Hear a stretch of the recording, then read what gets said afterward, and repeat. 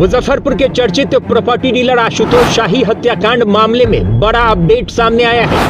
हत्याकांड के 5वें आरोपी वकील सैयद कासिम हसन उर्फ डॉलर की जमानत याचिका आज खारिज कर दी गई है। इसके बाद कासिम पर गिरफ्तारी की तलवार लटक गई है। सीआईडी उसे कभी भी गिरफ्तार कर सकती है। मुजफ्फरपुर न्यायालय में आज सुनवाई के दौरान वकील डॉलर की जमानत याचिका को खारिज कर दिया गया। इस मामले में अब तक 4 आरोपियों को गिरफ्तार कर जेल भेज दिया गया है, जिसमें कुख्यात डॉन मंटू शर्मा, गोविंद, शेरू अहमद और विक्रांत उर्फ विक्कू शुक्ला शामिल है। पुलिस या चूक के कारण सैयद कासिम हसन उर्फ डॉलर की गिरफ्तारी पर रोक लगा दी गई थी, जिसके बाद अधिवक्ता ने अदालत में जमानत याचिका दायर किया था। कई तारीखों के बाद आज मुजफ्फरपुर न्यायालय ने इसकी जमानत याचिका को खारिज कर दिया है। इस मामले का एक अभियुक्त रणंजय ओंकार अभी भी फरार चल रहा है। उसने भी अग्रिम जमानत याचिका दायर किया हुआ है, जो अभी अदालत में विचाराधीन है। मृतक आशुतोष शाही के अधिवक्ता रत्नेश भारद्वाज ने बताया कि इस मामले में सभी पक्षों को सुनने के बाद पिटिशनर के विरुद्ध जो साक्ष्य आया था, सीआईडी के द्वारा न्यायालय में बंद फाइल में साक्ष्य प्रस्तुत किया गया था। आज हम लोगों के द्वारा उनके जमानत याचिका का विरोध किया गया। साथ ही पुलिस और सीआईडी के द्वारा जो साक्ष्य दिया गया था उस पर प्रकाश डाला गया। सभी पक्षों को सुनने के बाद न्यायालय के द्वारा अधिवक्ता डॉलर की अग्रिम जमानत याचिका को खारिज कर दिया गया है। आगे हम लोग सीआईडी से अनुरोध करेंगे कि इनकी जल्द से जल्द गिरफ्तारी की जाए।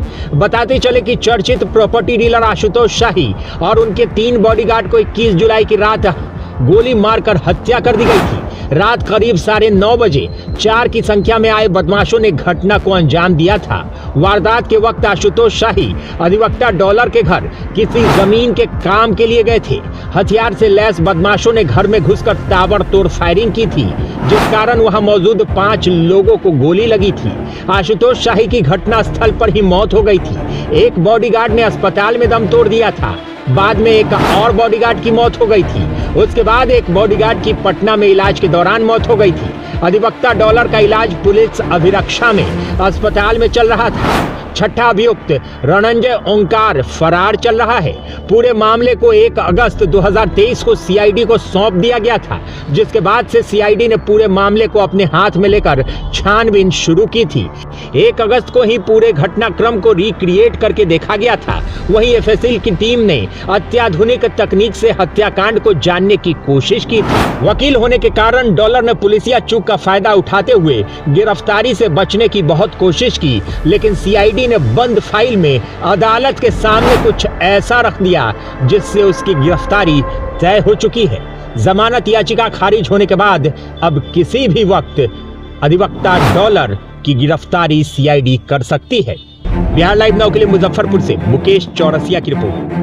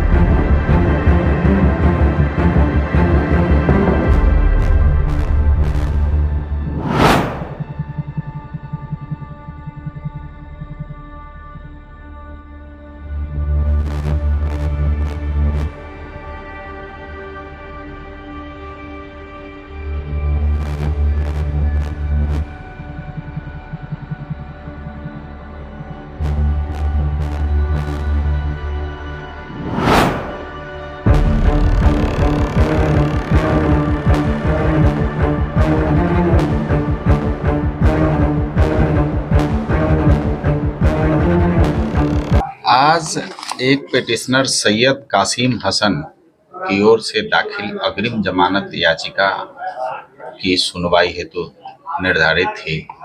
विद्वान न्यायालय एडीजे 20 मुजफ्फरपुर महोदय के यहाँ वही निर्धारित समय 12 बजे अग्रिम जमानत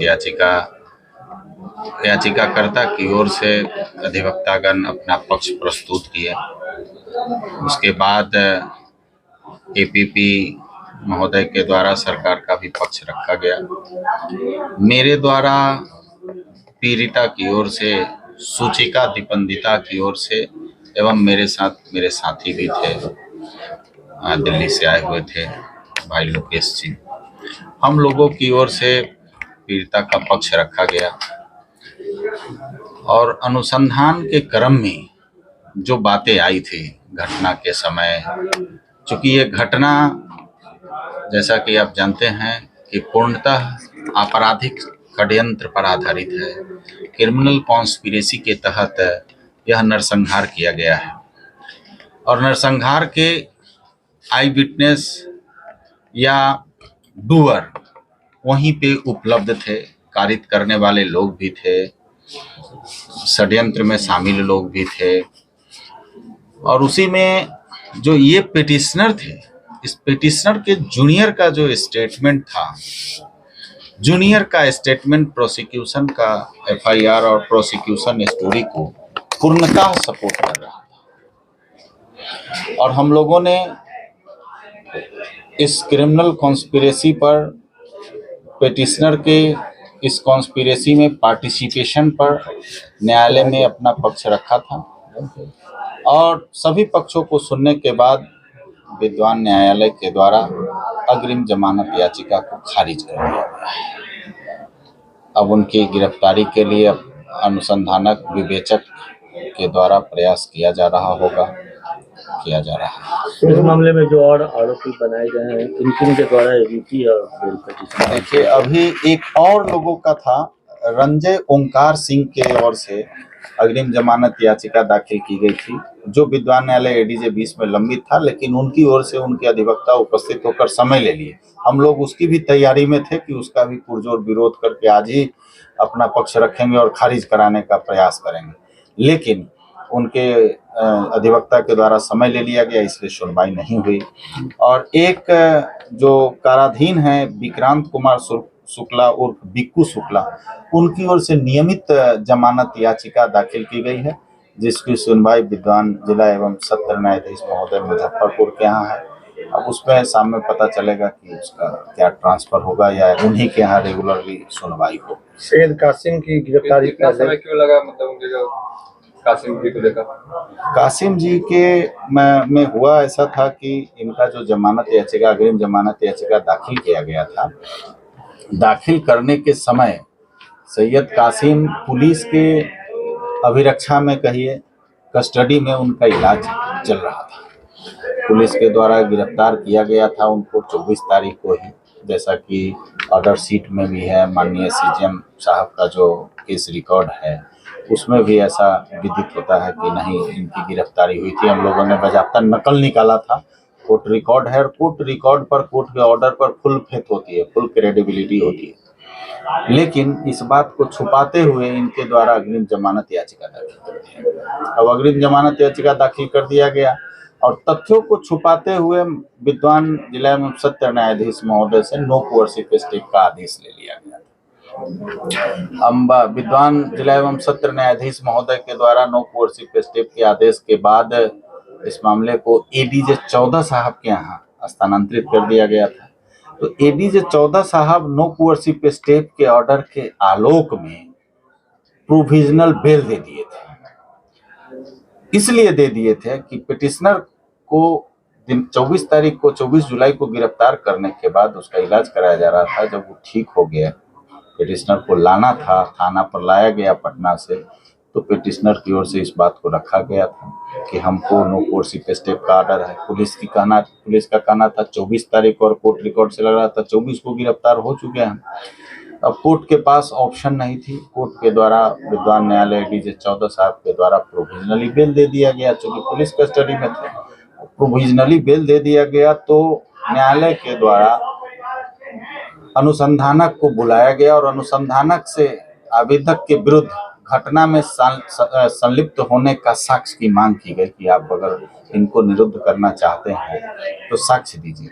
और विवेचक के द्वारा साक्ष्य जमा करने में, साक्ष्य संग्रह किया गया, साक्ष्य प्रस्तुत किया गया और इस कारण चूंकि उनको अग्रिम जमानत प्रोविजनली औपबंधिक रूप से जमानत दे दिया गया था, तो वो समय चाह रहे थे और हम लोग इसका विरोध कर रहे थे। अपने सपनों की आशिया को दे एक नई पहचान माँ भवानी डेकोर प्राइवेट लिमिटेड के साथ, जो है ऑथराइज्ड डिस्ट्रीब्यूटर ऑफ कजारिया।